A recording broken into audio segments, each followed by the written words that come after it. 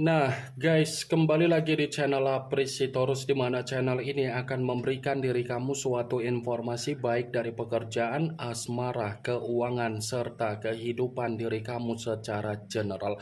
Sebelum saya memberikan suatu informasi dari berbagai aspek yang barusan saya katakan tadi, saya juga mengingatkan kepada teman-teman, informasi yang saya berikan terhadap diri kamu bukan suatu acuan untuk kamu ambil dan untuk kamu terima. Saya hanya bisa memberikan diri kamu suatu informasi berdasarkan kartu yang saya pegang ini. Diri kamu hanya bisa berencana terhadap kehidupan kamu, akan tetapi dibalik dari informasi dan perencanaan tersebut, lagi-lagi yang menentukan adalah Sang Pencipta.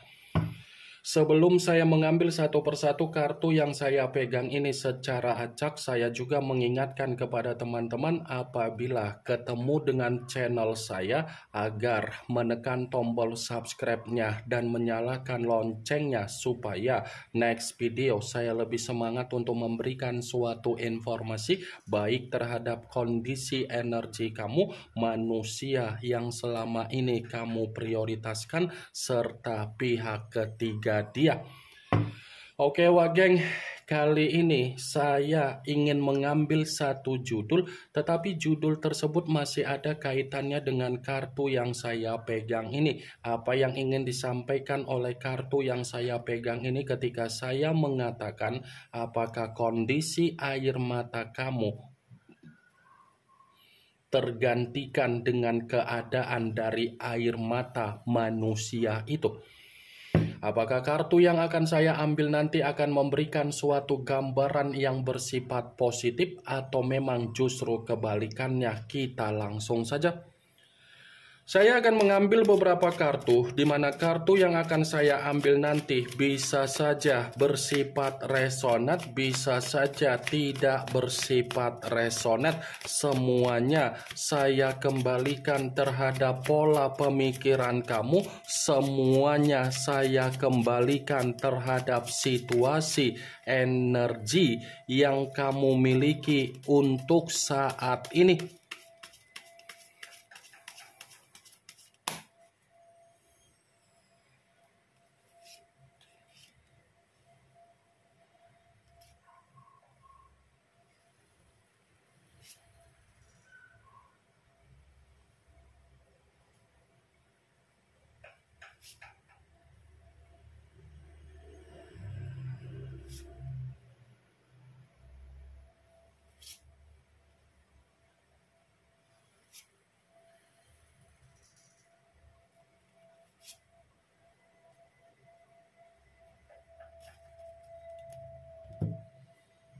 Nah guys, di depan saya ini sudah ada beberapa kartu yang sudah saya ambil secara acak satu persatu dari tumpukan kartu yang saya pegang tadi. Apakah kartu yang ada di depan saya ini akan memberikan suatu gambaran yang bersifat positif atau memang justru kebalikannya? Kita langsung saja.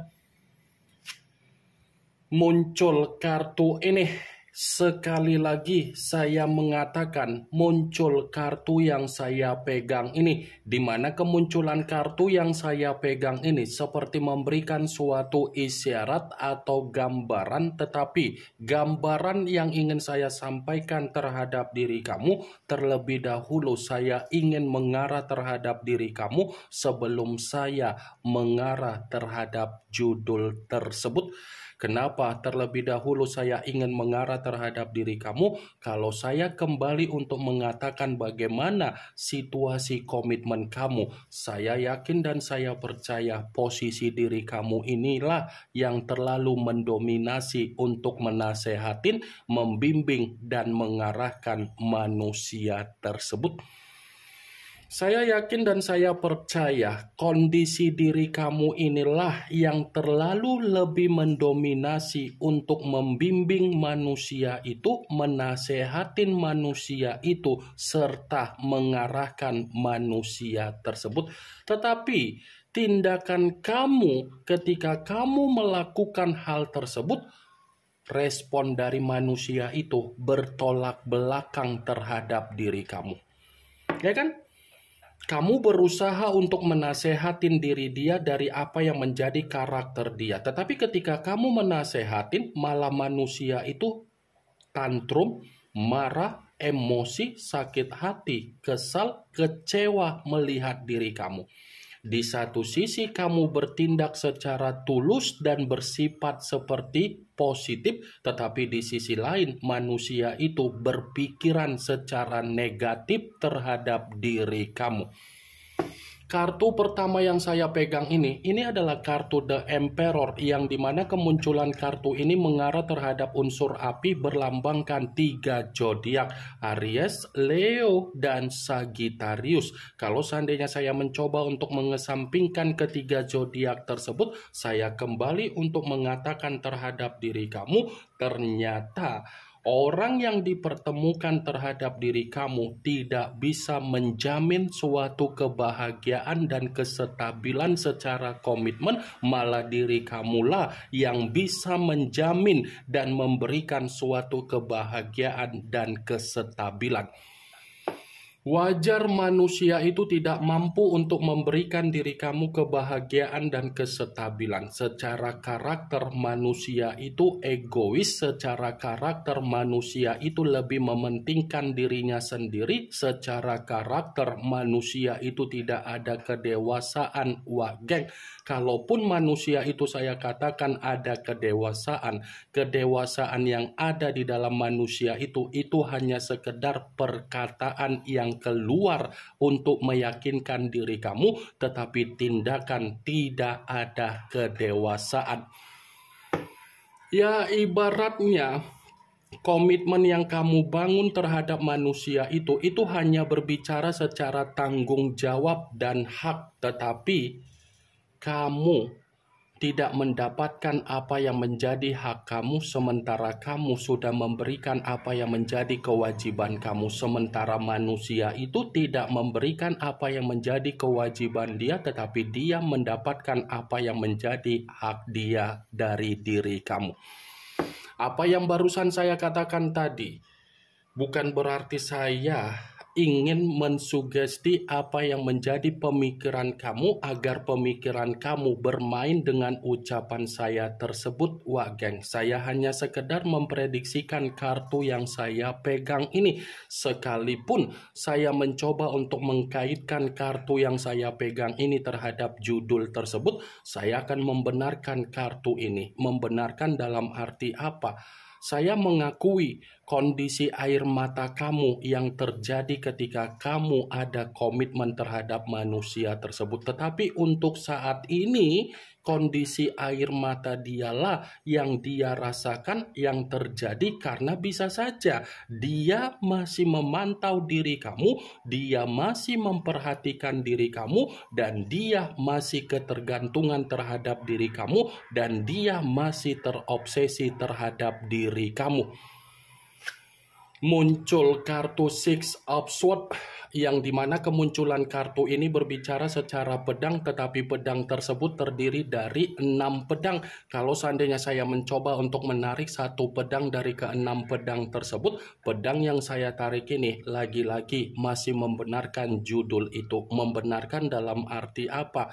Bisa saja kondisi air mata yang terjadi terhadap manusia itu memungkinkan manusia itu akan kembali untuk mengemis terhadap diri kamu, di mana ketika saya mengatakan mengemis, bisa saja dia belum bisa untuk meninggalkan apa yang menjadi situasi bayangan kamu.